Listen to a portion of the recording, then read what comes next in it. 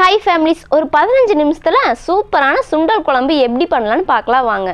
ஒரு கடாயில் ஆயில் சேர்த்துக்கோங்க. ஒரு பெரிய வெங்காயம், ஒரு தக்காளி, 10 பல்லு பூண்டு, தேங்காய், கருவேப்பிலை சேர்த்துக்கோங்க. சீரகம் சேர்த்து உப்பு சேர்த்து நல்லா வதக்கிக்கோங்க. 1/4 ஸ்பூன் மஞ்சத்தூள், 1 ஸ்பூன் சாம்பார் தூள், 1 ஸ்பூன் மிளகாத்தூள், 1/2 ஸ்பூன் மல்லித்தூள் சேர்த்து நல்லா 2 நிமிஷம் வதக்கிக்கலாம். நல்லா ஆற வச்சு மிக்ஸி ஜாரில் சேர்த்து அரைச்சி எடுத்துக்கோங்க.